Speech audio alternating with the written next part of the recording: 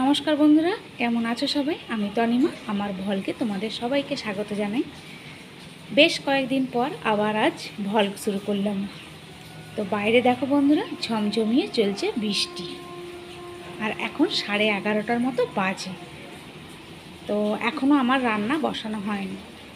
আজকে বন্ধুরা দুরকম রান্না করতে হবে। দুরকম রান্না বলতে মানে কি বলবো, এখানে হবে কাঁকরোল ভাজা, কেটে ধুয়ে রেডি করা আছে, সাথে ডিম আর আলু রাখা আছে, আলু ডিমের ঝোল হবে। এর মধ্যে একটা ডিম খাবো আমি, একটা ছেলে, একটা আমার পোষ্য বাচ্চা, আর একটা ডিম যেটা এক্সট্রা থাকবে সেটা আমি আর ছেলে দুজনে হাফ হাফ করে খাবো। তো পেঁয়াজ এখানে কুচোনো আছে, বাকি সমস্ত মশলা তো তোমরা সকলেই জানো, ফ্রিজে আমার রাখা থাকে। আর এখানে তার সাথে বানাবো, ওটা আলাদা হবে, এটা বানাবো সাবুর খিচুড়ি। সাথে দেখো এখানে নিয়েছি অল্প করে সাবু, অল্প করে মুগের ডাল নিয়েছি, একটু আলু কেটে ধুয়ে রেডি করে নিয়েছি, আর নিয়েছি একটু কুমড়ো। একটু গাজর হলেও ভালো হতো, কিন্তু গাজরটা নেই, গাজর শেষ হয়ে গেছে।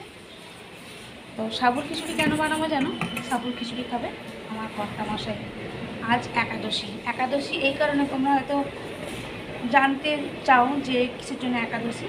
আসলে আমার শাশুড়ি মারা গেছে, তো সেজন্য 1 বছর একাদশী পালন করতে হয়, তাই একাদশী। তো বাইরে এতটা পরিমাণে ঝমঝমিয়ে বৃষ্টি হচ্ছে, বললাম যে ছেলেকে আজকে ইলিশ মাছ দিয়ে ভাত খাওয়া যাক। আবার এদিকে ছেলে ইলিশ মাছ খেতে পছন্দ করে না, তাই ভাবলাম আমি একা ইলিশ মাছ খাবো, আর বড় তো খাবে না, তাই ইলিশ মাছ বাদ দিলাম। তারপরে ভাবলাম একটু খিচুড়ি বানাই। তো খিচুড়ি আবার আমারও ভালো লাগে না, ছেলেরও ভালো লাগে না, তাই খিচুড়ি বাদ, সাদা মাটা রান্না, ডিমের ঝোল, কাঁকরোল ভাজা, ব্যাস এটাই হলে নাকি আমার ছেলে ভীষণ খুশি হয়। ডিম খেতে ভীষণ ভালোবাসে, আমিও ভালোবাসি, তো সেজন্যই এগুলো করা। আর আর এদিকে সবজিগুলো কেটে রাখলে না রান্নাটা তাড়াতাড়ি বসাতেও সুবিধে হয়, আর করে নিতেও সুবিধে হয়। তো অনেক দিন পরে যেহেতু ভলগটা শুরু করলাম, ভলগটা কেমন লাগলো একটু আমাকে কমেন্ট করে জানিও। আর আমার এই ভলগটা যদি তোমাদের ভালো লেগে থাকে তাহলে প্লিজ তোমরা একটু লাইক করে দিও, পারলে শেয়ার করো আর কমেন্ট করো। সবাই খুব ভালো থেকো, সুস্থ থেকো।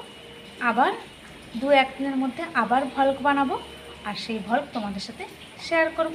তোমরা সকলে কিন্তু আমার সাথে থেকো, পাশে থেকো।